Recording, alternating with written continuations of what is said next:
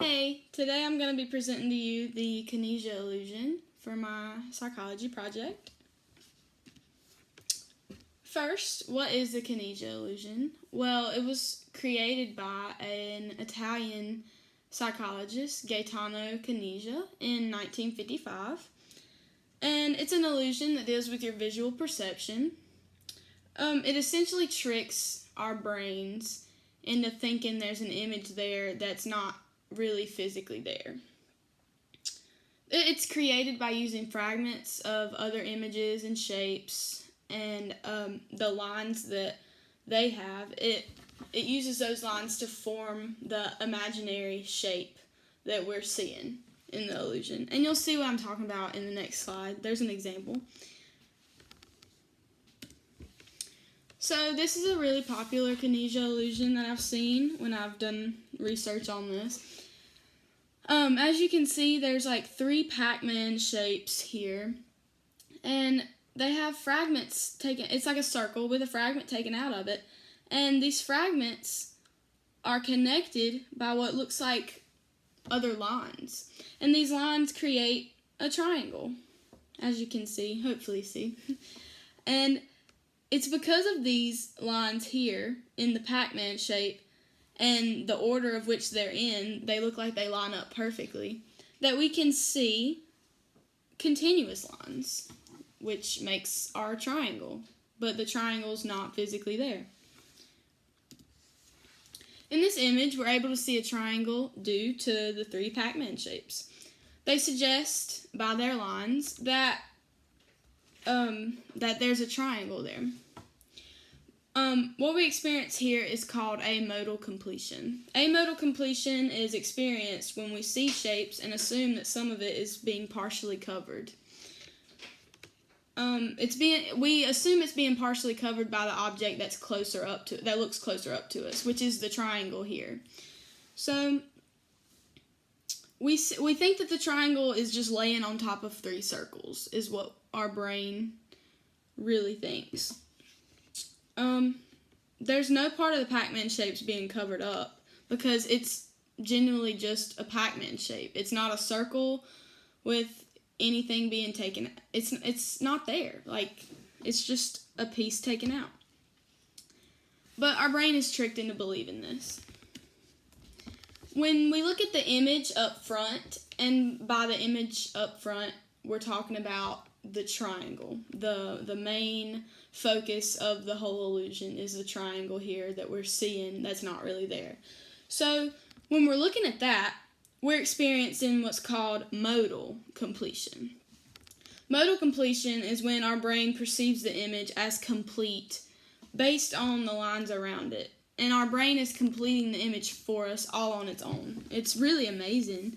So you see there is lines here because it's a Pac-Man shape. So in order to complete the Pac-Man shape, there is lines. But these lines look like they extend even when there's not one there. So it looks as if there is a real triangle here. But with modal completion, that's how we're seeing it. It's not actually there, but modal completion is making us think that it is. So, what exactly is happening here in the Kanizsa illusion when we take a look at it? Well, in this illusion, our brain is tricked into thinking the image made by the Pac-Man cutouts is brighter and wider than the background of the image. So, here we're able to see the triangle so clearly because our brain is picking it up as it's outstanding from the background of this image, and it looks completely different than the rest of this image. So let's cover up just a piece of this illusion. So when you just cover up a little part of it, you can see that's the same color. There is no line there now. But when you remove it, it appears again. It's really amazing how our brain can just pick that up on its own so quickly. So we can see this triangle clearly because our brain is picking it up as out there, outstanding.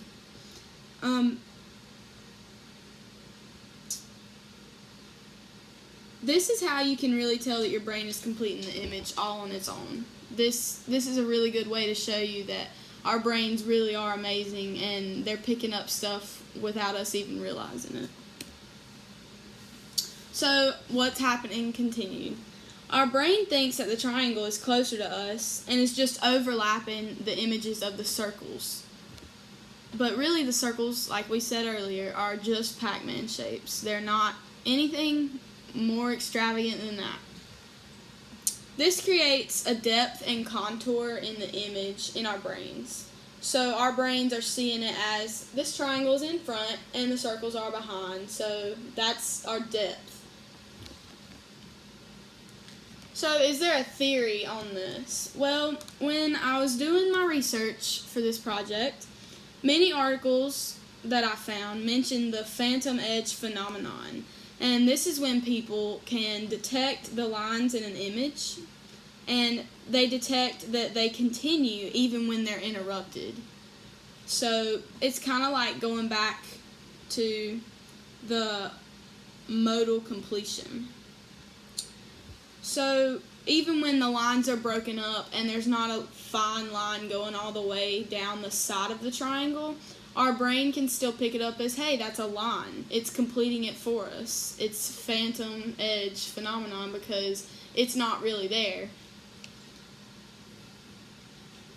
This explains that even when we don't have a full image of the triangle in front of us, we can detect a full triangle because of the phantom edge phenomenon.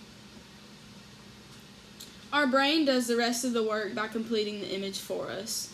And I read an article that said this may have been a survival mechanism, and I'm really curious about that, and I'd like to learn more about how it could have been used as a survival mechanism. I would like to do more research on that, and I'd like to hear what you think on that. Theories continued. Some say that this experiment shows that our brain is rejecting coincidence. So, and I took that as our brain is just rejecting the idea that